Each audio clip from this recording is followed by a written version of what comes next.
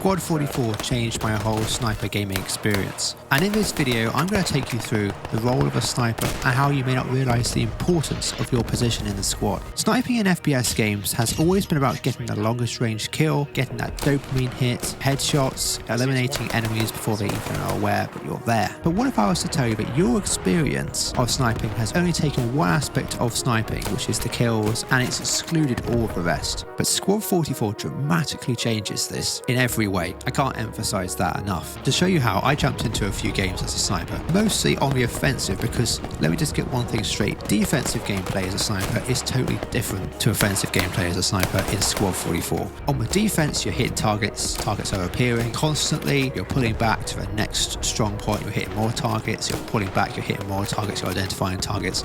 But when you're playing offense, your whole gameplay strategy has to change.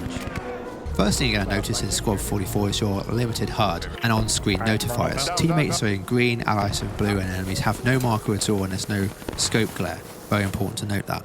However, as you see in a second, these names are not always present all the time. And that's good, because half the game is identifying targets, but also you have to check your map. So we're kind of the flank attack right now. Sit up here, get on cover, machine gun, move up, sniper move up. Roger that.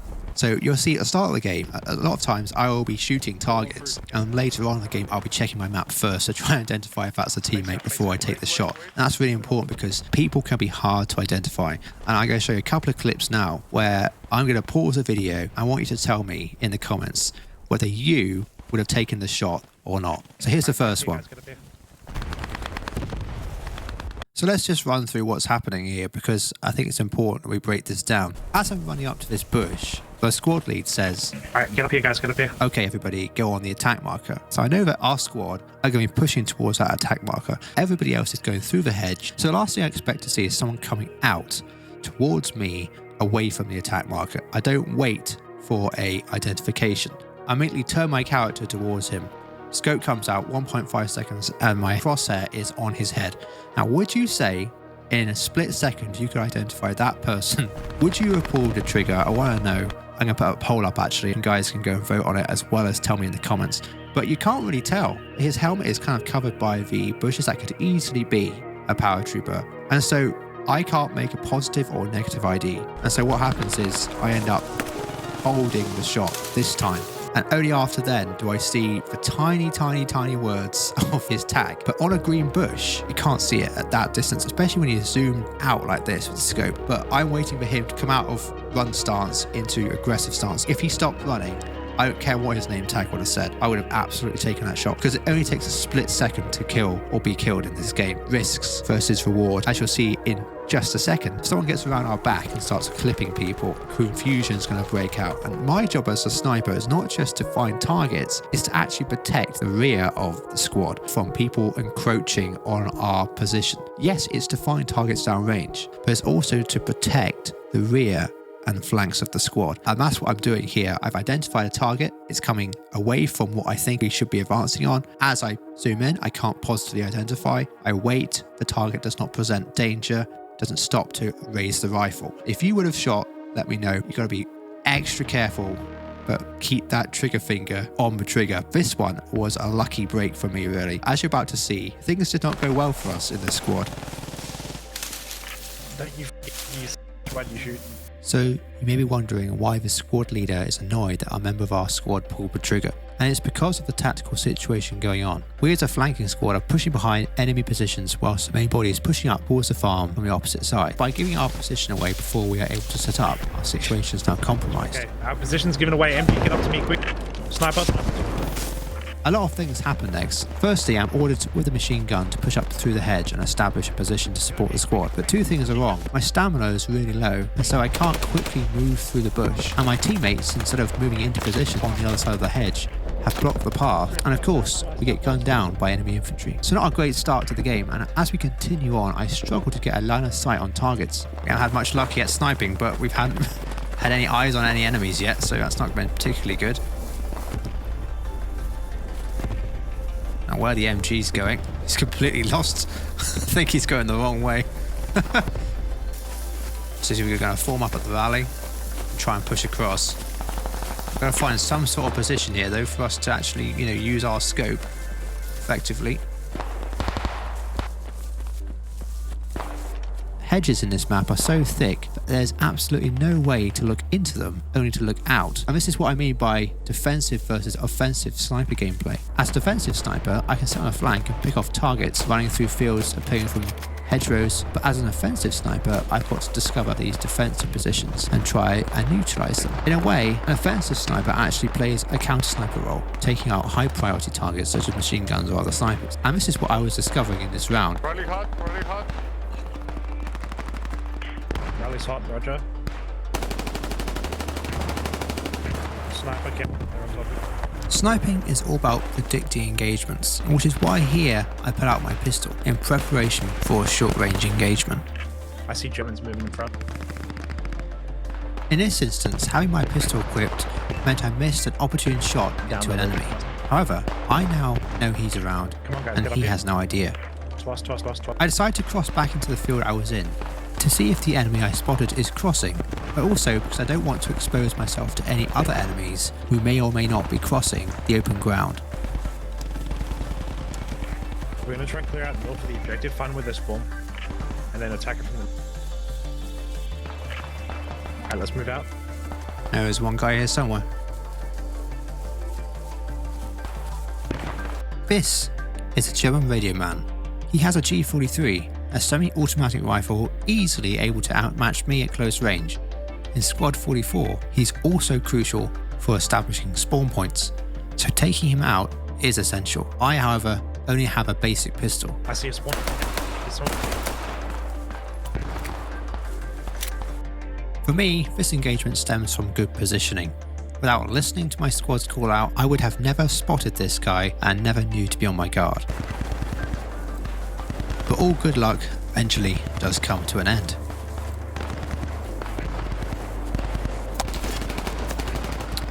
Oh man, so close.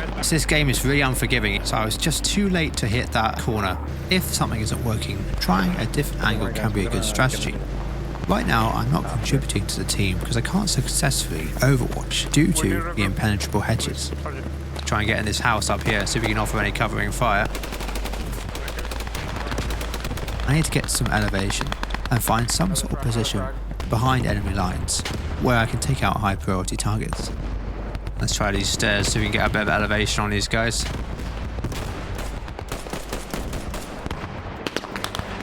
As I've never played this map before, this took some time to achieve. We're kind of in a bad position here because we can't really see anybody. I've managed to get stuck in a hedgerow for about 5 minutes, unable to get out.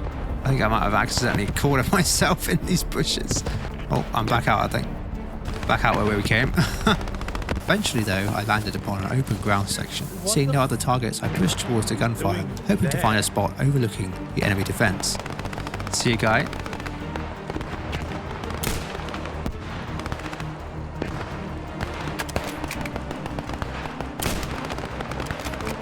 We're now on their flank. We gotta move that guy's probably radioed it in. Yeah. That's good. Let's try and get in this house.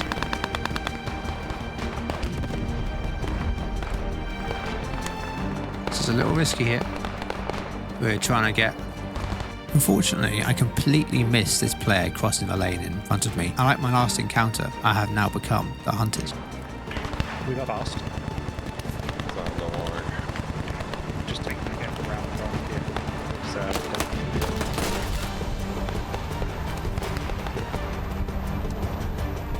That was pretty close. We need to bandage ourselves now to stop ourselves from passing out. In this situation, sitting in the same position is a mistake.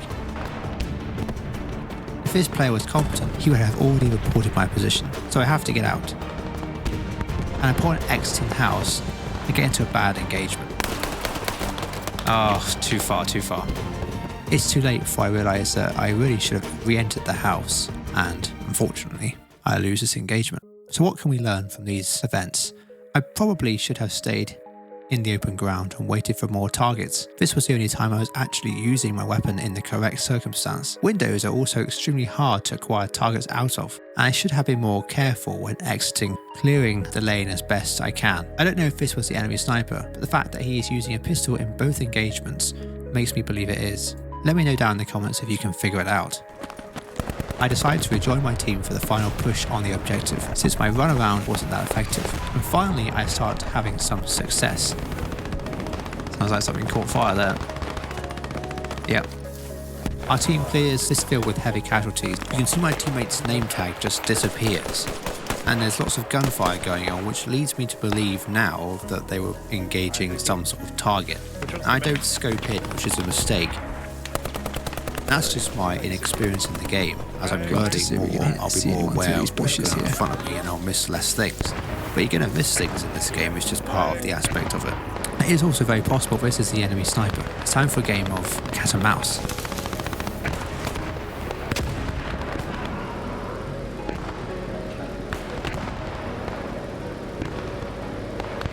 You can see that I've actually found myself on the front line of our squad's assault on the enemy position, and we're kind of working our way around the top of the objective, cutting off any enemy reinforcements. We can also see that I've kind of worked my way all the way around the map.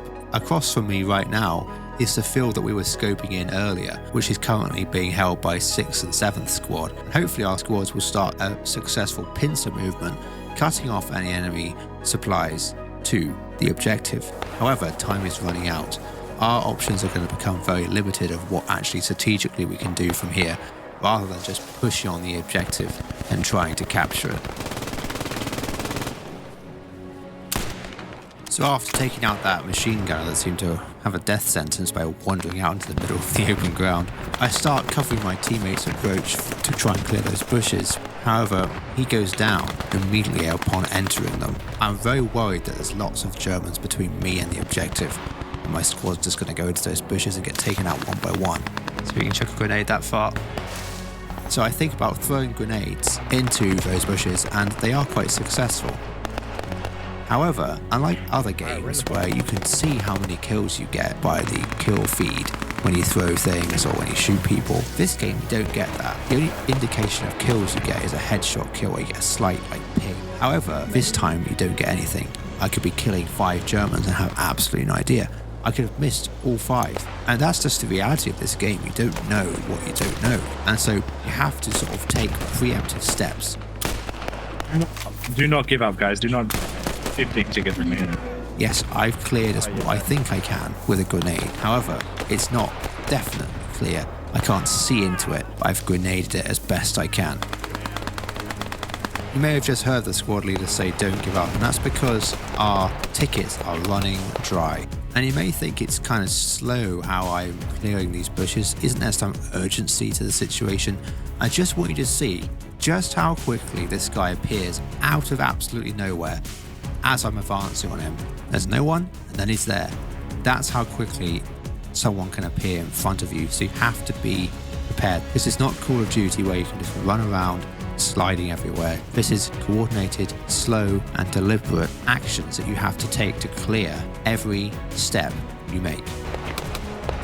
And what you're going to see me do here is wait for the shot opportunity. I pull out my pistol, I wait for him to pull round a little bit more before I take this shot. And the reason I do that is because I don't have an accurate target on him. This guy was actually blocking all of our squad moving across the field. He was taking us out one by one. So getting this kill out of the way is extremely important. And this really is a game of who sees who first. There is no strategic advantage. If you see your opponent first, you have the opportunity to kill. If you don't take that shot, they'll take you out. Making a mistake here, I'm reloading my rifle whilst I'm pushing it on a position. I get extremely lucky here, snapping out my pistol and managed to get the hipfire kill on this poor guy who probably thought he had me. You have to make decisions in a fraction of a second. You see me make bad decisions this game. You see me make good decisions this game. This guy made a bad decision, doesn't mean he's a bad player. I've made bad decisions, doesn't mean I'm a bad player. I'm not necessarily a great player either, but at least I'm learning, and I'm hoping this video kind of helps you understand that your decisions have to be deliberate, especially in a supporting role as a sniper, because you're not just an infantryman, you are the guy that's supporting those guys, taking the risks, and you are the one who has to make sure their backs are covered at all times. I hope you enjoyed this sniper role rundown. Please leave a like and subscribe. More Squad 44 coming soon.